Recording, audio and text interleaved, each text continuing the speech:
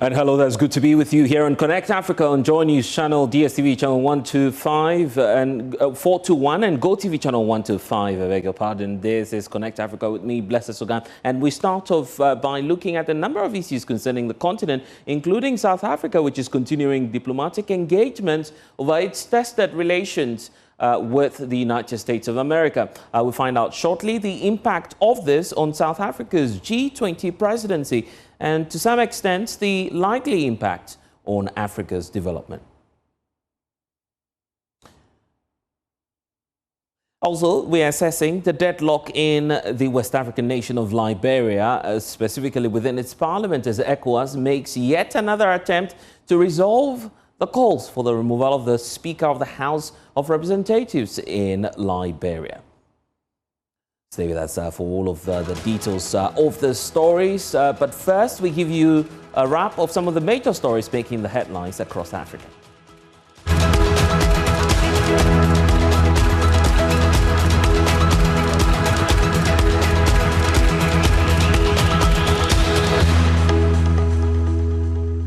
A Sudanese war monitor has accused the military of killing hundreds of people in an airstrike on a market in the country's western Darfur region. The Emergency Lawyers Group, which documents abuses by both sides in Sudan's civil war that erupted in April 2023, said the bombing of Tura Market was a horrific massacre that had also left hundreds injured. Videos posted on social media, some by the army's rival, the Rapid Support Forces RSF, a paramilitary group that controls much of Darfur, showed the smoking ruins of market stalls and bodies charred beyond recognition. A military spokesperson denied targeting civilians, saying it only attacked legitimate hostile targets. Both the Sudanese armed forces and the RSF have repeatedly been accused of shelling civilian areas.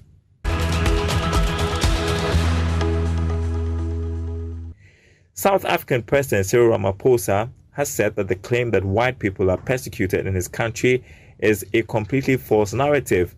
It was his latest attempt to push back against allegations by U.S. President Donald Trump, Elon Musk, and some white minority groups in South Africa. South African-born Elon Musk, who has regularly accused South Africa's black-led government of being anti-white, repeated in a social media post this weekend that some political figures in the country are, quote, actively promoting white genocide.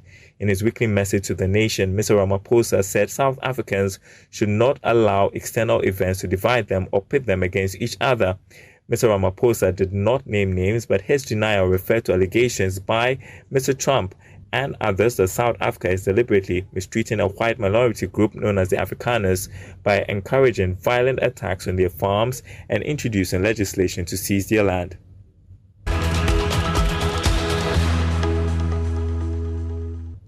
The sharp increase in refugees in need of aid has placed a significant strain on WFP food assistance programs in Burundi.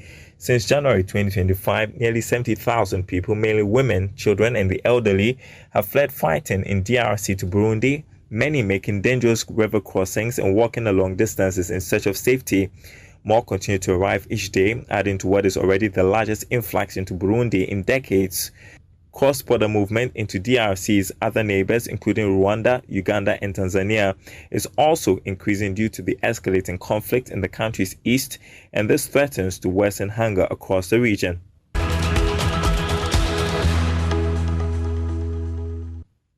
The East African Community and the Southern African Development Community have expanded the team of mediators for the Congo conflict following a virtual meeting on Monday. The two blocs doubled down on their efforts to bring peace between DR Congo, the M23 rebels, and Rwanda by appointing additional former heads of state to steer the mediations.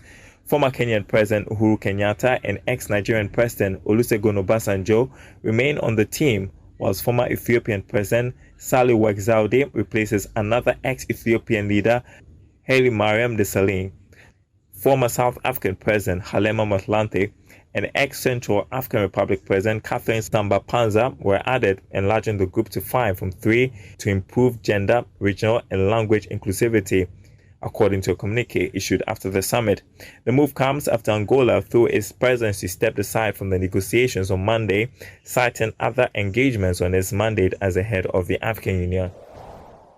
And of course, there's more on that historic IAC and SADC meeting, plus other developments within South Africa coming up shortly. But first, let's start off from this region because the regional body ECOWAS is making yet another attempt to break the deadlock in Liberia's legislative crisis. Well, a high-level delegation, we understand, has commenced another round of talks, hoping to end the impasse that has crippled the House of Representatives. In a sign of urgency, the embattled Speaker, Funati Kofa, as we understand, has cut short his U.S. trip to meet the delegation at the request of the ECOWAS group. But let's get on to Zoom now and bring in Austin Agbe, who is an advocacy officer with election monitoring group, Wademos. Thank you so much for your time here on Connect Africa. For many who are not aware about the crisis in Liberia, help us break this down and who really Funati Kofa is and how crucial he will be in the negotiations going forward. Thank you very much, and I appreciate this time we're having. So first is to say that the executive will always have the way of controlling parliament for the purposes of ensuring that policies and programs and decisions of national government safe over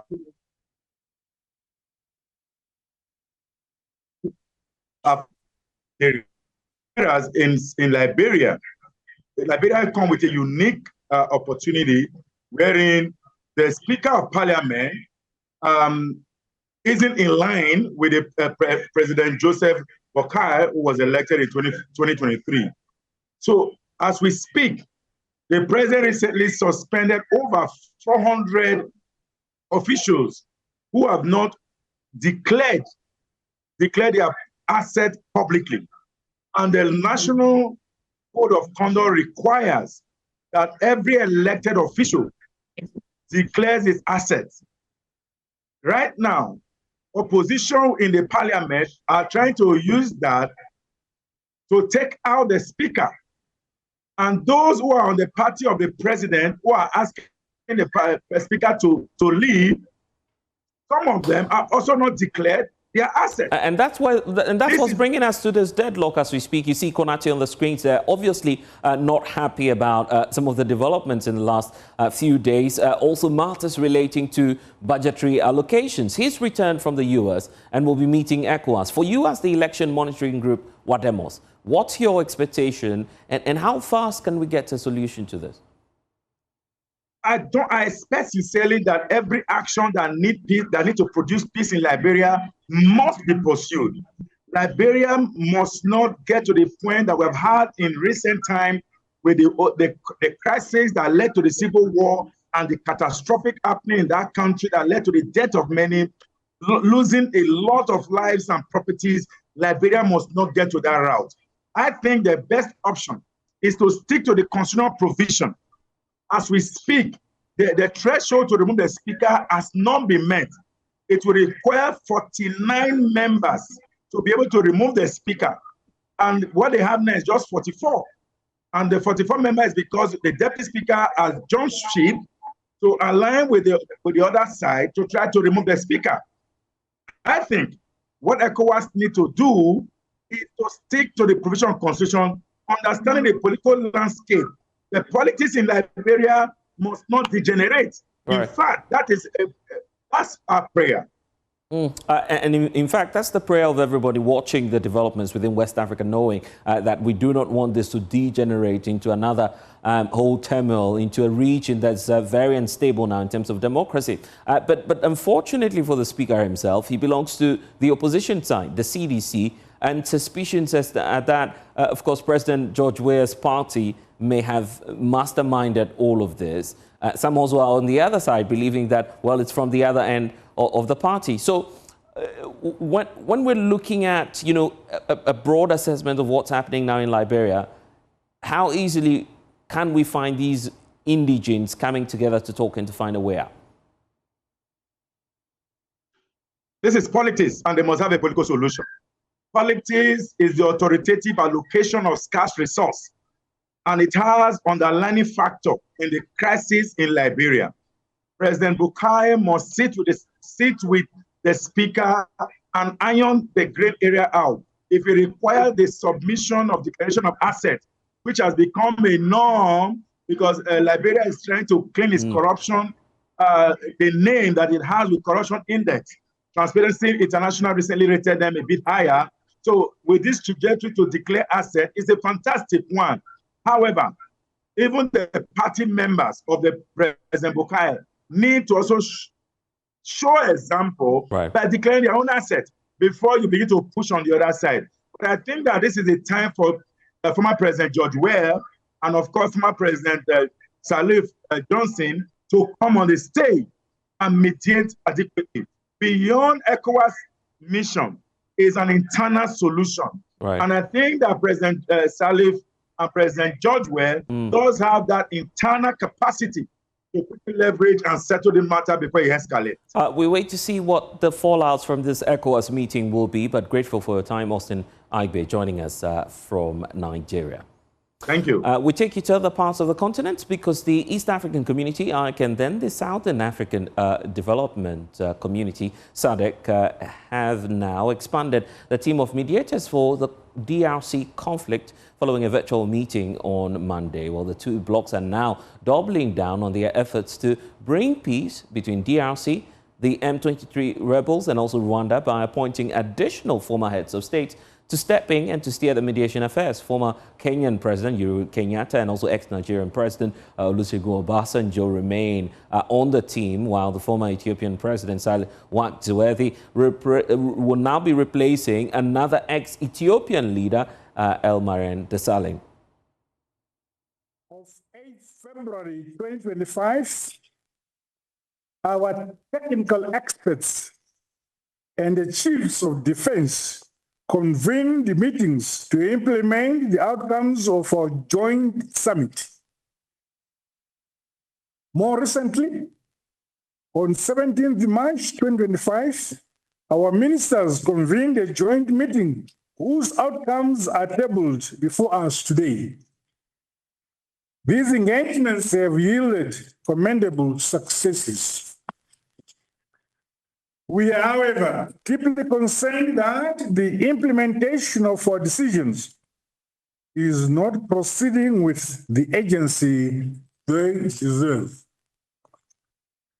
This is despite that the security situation in DRC remains fragile, with supply routes, including the Goma and the Bukavu airports, still closed. The humanitarian situation in Israel to the sovereignty of DRC and the stability of our two regions. There is therefore need for us to accelerate the implementation of our joint interventions to arrest these worrisome developments.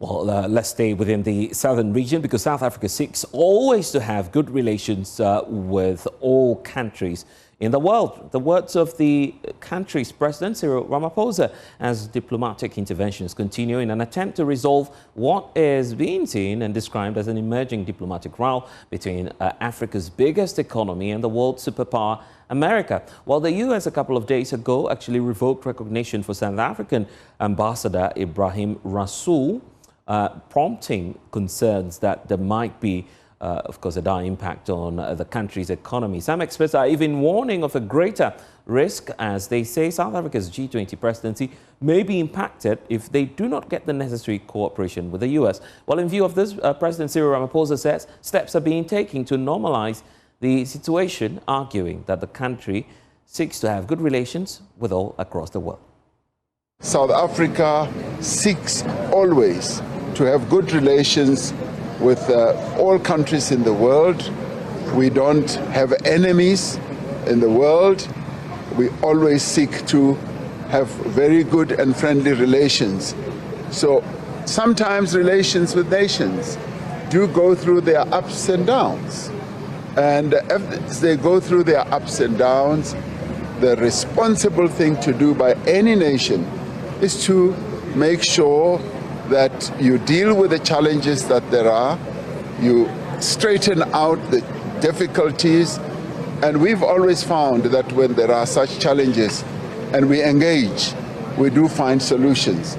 So this is precisely what we are now going to do, and this is our job. This is our responsibility as a government to advance the interests of our country as well as the interests of the people of South Africa. Well, in spite of these developments, South Africa is aiming to leverage on its G20 presidency and to make a case to the world that Africa in its entirety is the future for investments. Well, joining us now via Zoom all the way from South Africa is Neville Matji, Chief Executive Officer for Brown South Africa, an agency responsible for managing the reputation of the country. And of course, many are wondering now, given the geopolitical developments, especially the tension between South Africa and the United States, this will obviously affect the G20 presidency of your country, isn't it? Knowing that this is the first time any other African country is leading this global platform. What do you have to say about the latest developments and possibly its impact on the country's brand?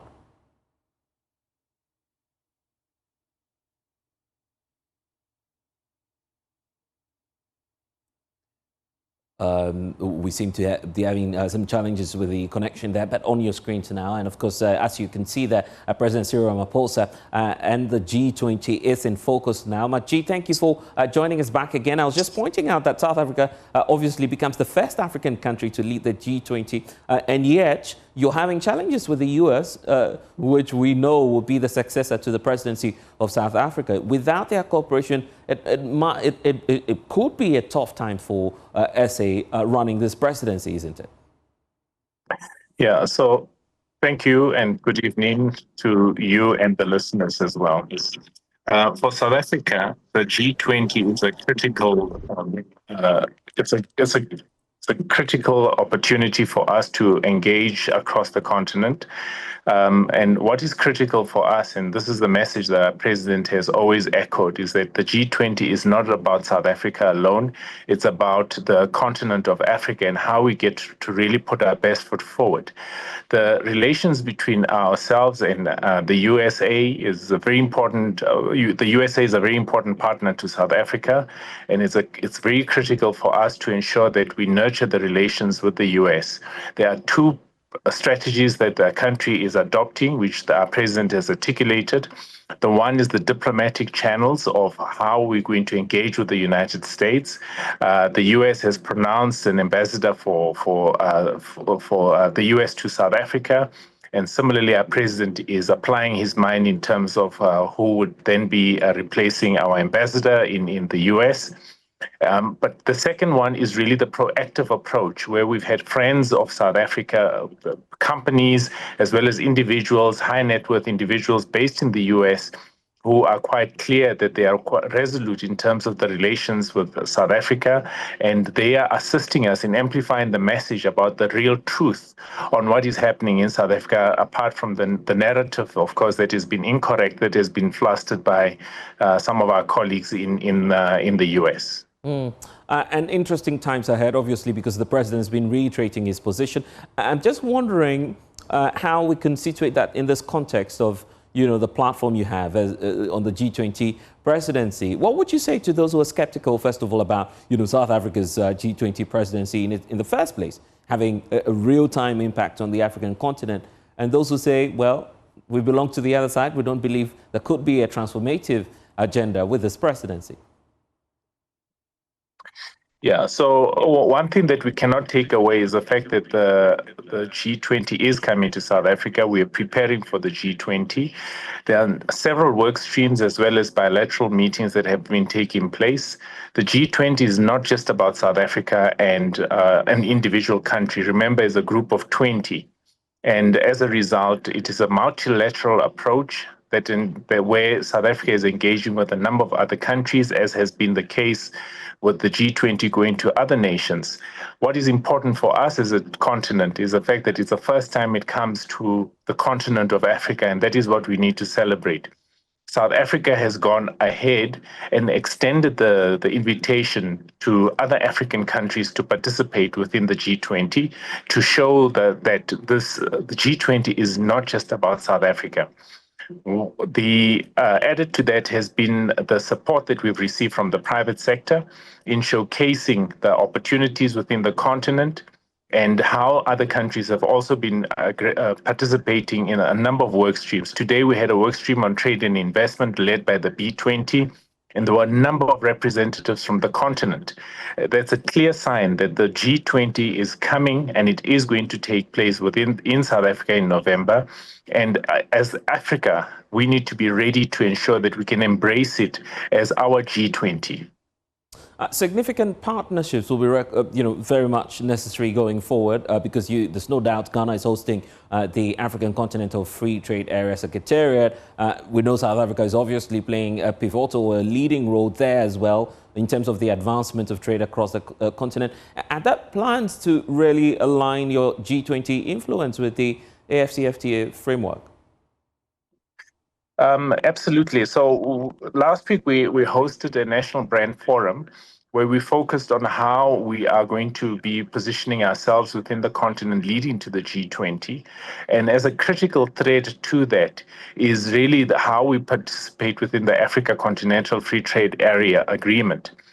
And that in itself, again, is a clear impetus of how, as Africa, we're able to utilize the G20 as an opportunity for us to showcase investment opportunities and trade opportunities.